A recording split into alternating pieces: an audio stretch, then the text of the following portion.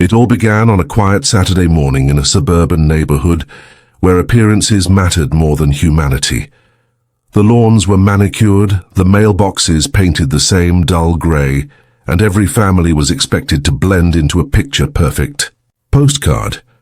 But for us, the illusion shattered the day we moved in.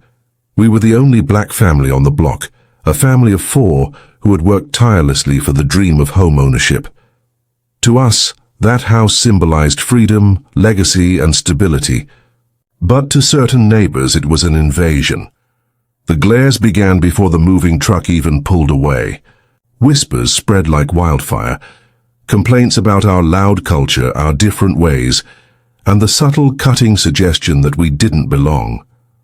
At first, it was easy to brush off. Microaggressions in the grocery store, cold shoulders, at block parties, passive-aggressive notes about our busy driveway. But beneath the surface, resentment brewed. The neighbors didn't just dislike us, they wanted to push us out. The first real blow came just weeks later. One evening, as the sun dipped low and my kids played in the front yard, a patrol car slowed in front of our house.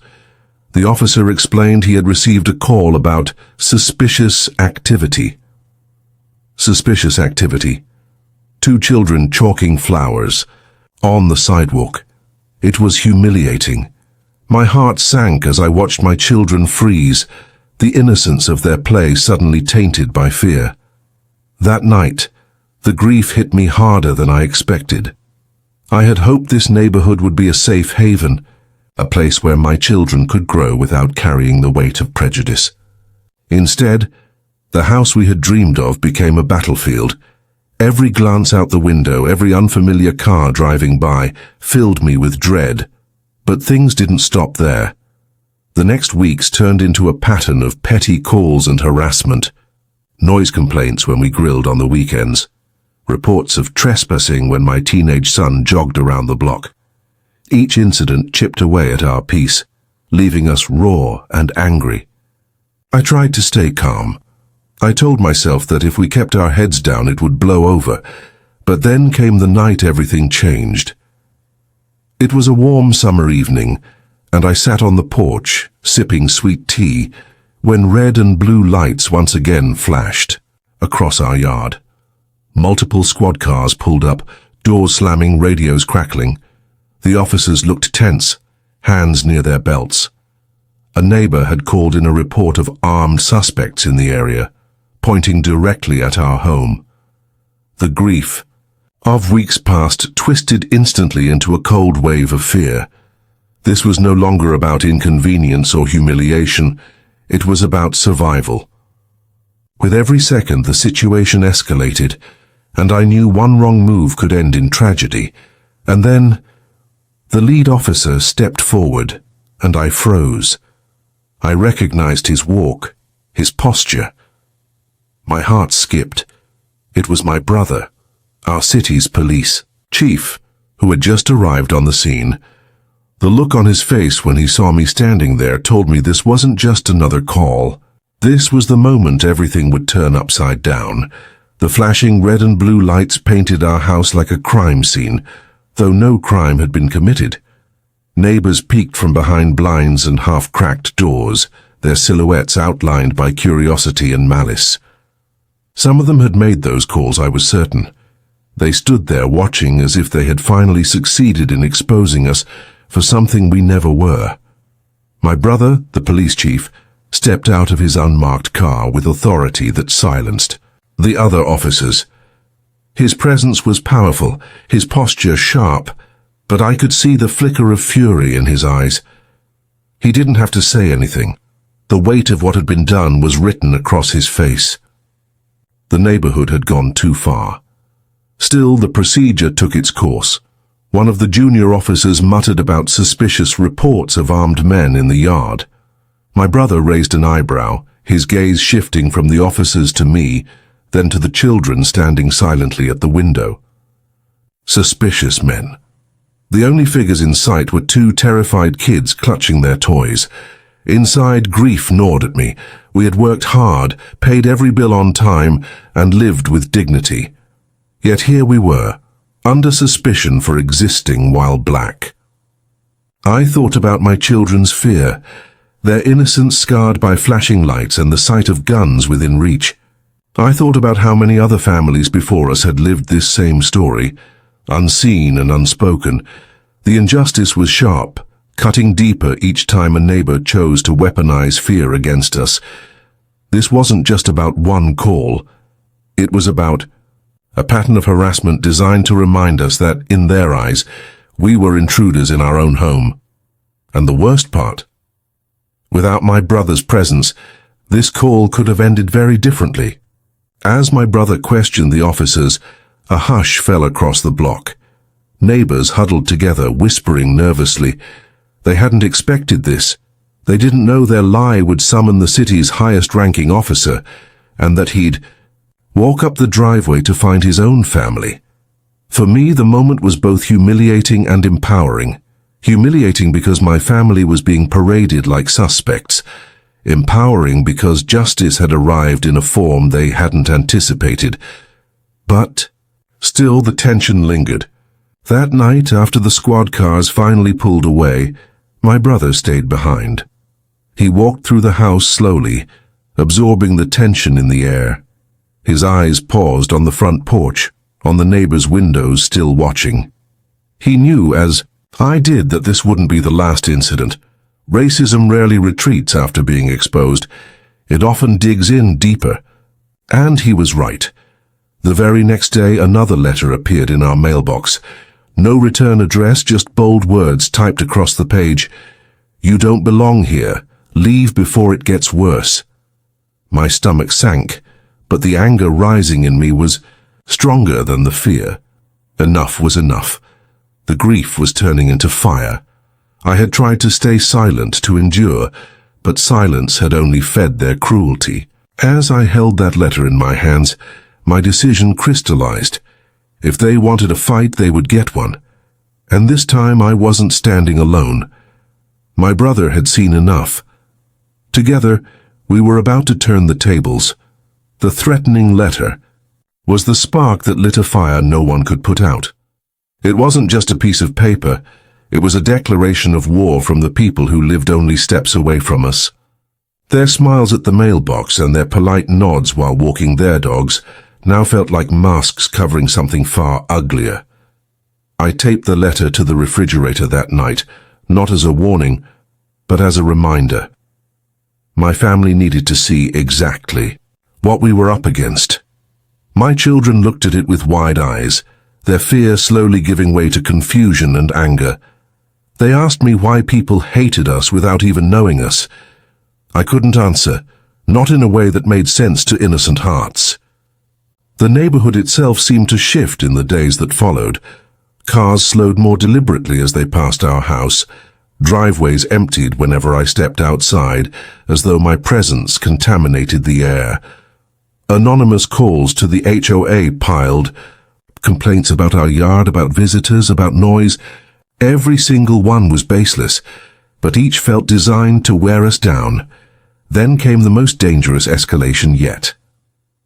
One evening, just as the sun slipped beneath the horizon, we heard the sound of glass shattering.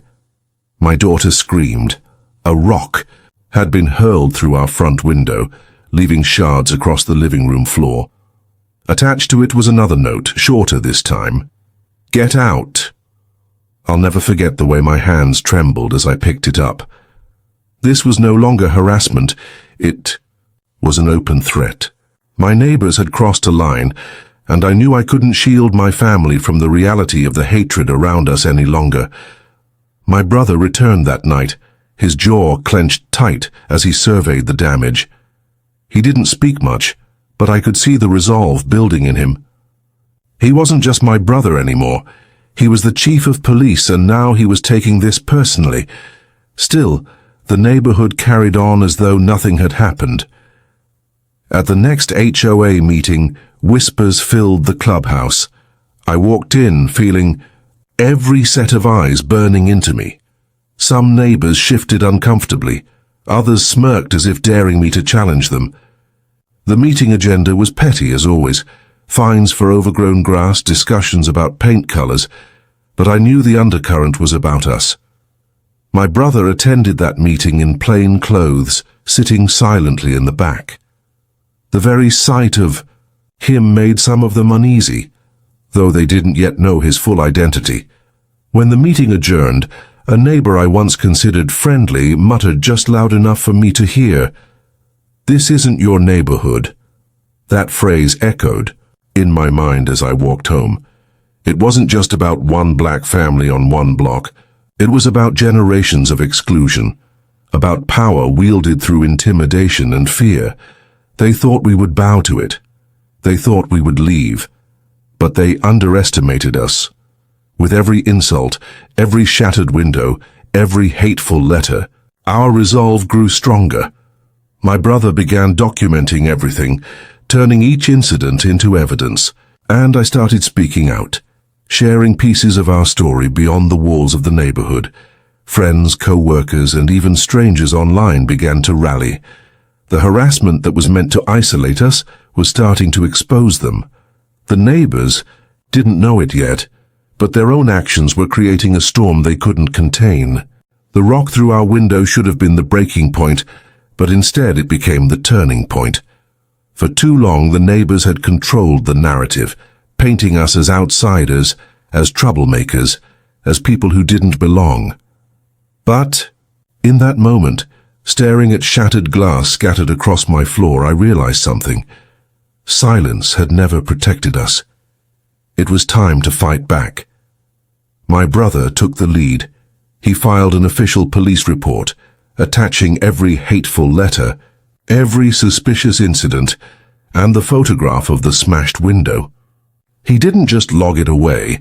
He made sure it landed on the desks of the right people. When an anonymous complaint tried to downplay the incident as kids playing around, my brother pushed back. He knew exactly what was happening, and he wasn't about to let the department sweep it under the rug. At the same time, I turned to the power of community outside our cul-de-sac. I shared our story on social media, not as a rant, but as a measured account of what we'd endured. Within hours, the post gained traction. Friends shared it. Strangers commented with their own experiences of racist harassment. People were angry, not just for us, but for what the story represented. The all-too-familiar way black families were, pushed out of neighborhoods they had every right to live in. Soon, local activists reached out. A pastor from a nearby church offered support. A civil rights group sent volunteers to help organize. What started as one family's battle was becoming a community movement. The next HOA meeting was nothing like the last. This time I didn't walk in alone. My brother sat beside me, his badge discreetly visible on his belt. Behind us, a few activists and neighbors who supported us filled the seats. Their presence was silent but powerful, an unspoken reminder that we weren't isolated anymore. The HOA president tried to carry on as usual, but the tension was thick. When I stood to speak, I wasn't just addressing the petty fines and harassment. I spoke about justice, about belonging, about what it meant for a community to truly include everyone. I could see some of the neighbors shift uncomfortably in their chairs, their smug confidence cracking. For the first time, they were being forced to confront the ugliness they'd enabled. Outside the meeting, the story kept spreading. Local news picked it up. A reporter came to our street, cameras rolling as they captured the broken window and the stack of letters. Neighbors who once whispered behind closed doors now had to answer for their silence. Some doubled down in hostility, but others, quietly, carefully, started to distance themselves from the ringleaders. The very people who had wanted us gone were now under scrutiny. The power dynamics were shifting, but it wasn't just about exposure, it was about preparation. My brother reminded me that justice wasn't won in whispers or headlines alone. It was won in courtrooms, in documented evidence, and in undeniable facts. Together, we began compiling a case. Every incident, every witness, every scrap of proof was carefully organized. The neighbors had crossed the line from hostility into criminal intimidation, and soon they would be held accountable for it. The moment I closed the binder full of evidence and looked across the table at my brother, I felt something I hadn't, in months: hope. For the first time, it wasn't just about surviving. It was about reclaiming our dignity, our home, and our place in this neighborhood. The tide was turning, and the people who thought they could bully us into silence were about to face a reckoning they never expected. By the time our story hit the evening news, the balance of power had completely shifted. What once felt like a one-sided battle of intimidation was now a fight we were winning, publicly, visibly, and unapologetically. The same neighbors who used to smirk at us now hid behind drawn curtains, afraid of being caught on camera. The spotlight that once isolated us was now burning on them. My brother wasted no time leveraging that momentum. As police chief, he had to remain professional, but as my family, he was determined. He initiated a formal investigation into harassment and hate crimes within the neighborhood. Officers canvassed the area, knocking on doors and asking questions. Suddenly, the same people who felt bold enough to throw rocks through our window were stammering when asked for alibis. It wasn't just the police pressure, it was the public shame. The HOA board members who fueled the harassment found themselves the subject of online petitions demanding their removal. Neighbors who once ignored our pain were now pressured to take a side. And slowly, small cracks of support began to appear. A family down the street delivered a pie with a handwritten note: "We should have spoken up sooner." Another neighbor offered to testify about overhearing slurs at a backyard barbecue. The silence that had enabled the harassment was finally breaking. For my family, empowerment came not only through external support but also through reclaiming our space.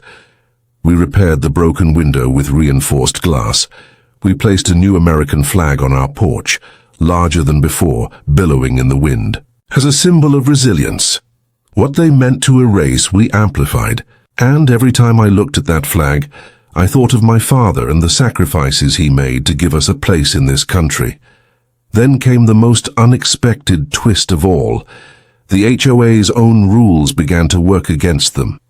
My brother discovered that the board had been mishandling funds, collecting fees without proper accounting, ignoring maintenance responsibilities, and even using money for personal expenses. The same people who obsessed over the height of our grass were guilty of fraud under their own bylaws. That revelation was the spark for revenge, not the kind born from bitterness, but the kind rooted in justice.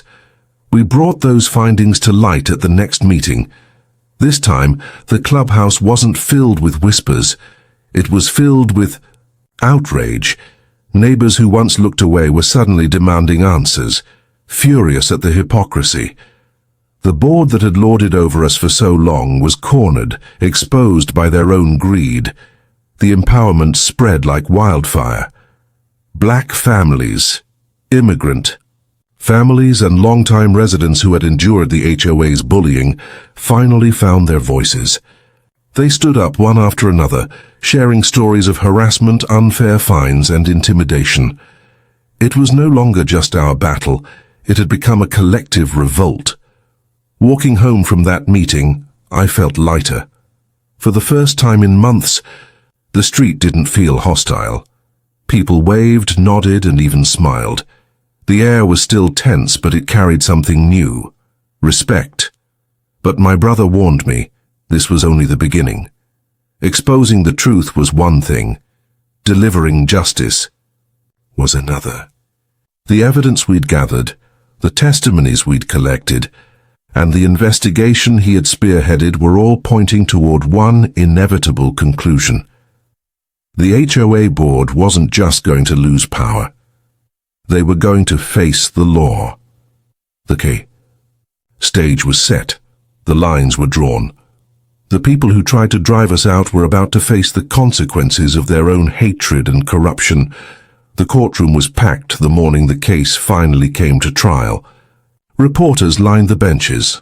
their cameras waiting for a glimpse of the HOA board members who had once strutted through neighborhood meetings with unchecked arrogance.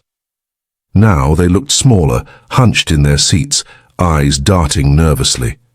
For months they had thrived on intimidation, but under the cold glare of justice, their power dissolved into fear. My brother stood tall at the witness stand, his badge gleaming under the fluorescent lights. His voice carried authority, not just as a police chief, but as a black man who had seen the price of silence. He laid out the timeline, the letters, the false complaints, the vandalism and the intimidation. Piece by piece, the board's defense crumbled. Every rock, every hateful note, and every misuse of HOA funds became undeniable evidence. Then came the neighbors. One after another, residents who had once been quiet came forward to testify. A mother described how she was fined for her children's chalk drawings on the sidewalk. An elderly couple shared how they were harassed for keeping a garden. The board's cruelty was no longer hidden in shadows. It was exposed under oath, undeniable and damning. When it was my turn, I didn't speak with anger. I spoke with resolve. I told the court what it felt like to explain hatred to my children, to sweep broken glass from our living room floor, and to hear whispers of "you don't belong here" on streets we had every right to walk. I looked directly at the defendants, not with fear but with the calm power of someone who knew the tide had turned. The verdict came swiftly: guilty of harassment, guilty of vandalism, guilty of financial misconduct. Fines were issued, restitution ordered, and positions permanently revoked.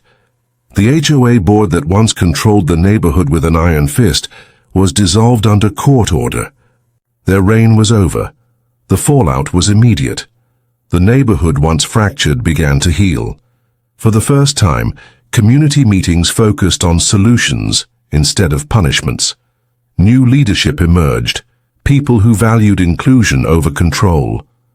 And slowly, cautiously, trust began to grow where fear had lived for too long. For my family, justice was more than a legal victory. It was a restoration of dignity. The rock that shattered our window had once symbolized fear. Now, that same piece of glass, framed on our mantel, symbolized resilience. On the evening, we raised a fresh American flag on our porch, bigger, brighter, and prouder than ever before. The street was quiet, but this time the quiet wasn't hostile. It was peaceful. Neighbors waved, children played, and for the first time since moving in, it felt like home. My brother stood beside me, his hand on my shoulder. "They tried to erase you," he said softly, "but all they did was expose themselves." And he was right. The people who had tried to force us out had destroyed themselves instead. What they meant for harm had become our greatest strength. The shed of secrets they thought would stay hidden had burst wide open. And the truth, our truth, was louder than their hate could ever be. Justice had been delivered, and this time it wasn't just for us. It was for every family who had ever been told they didn't belong. This was today's secret. She'd hides a secret, but remember, the shed never stays quiet for long. Until next time, Secret Shed Stories.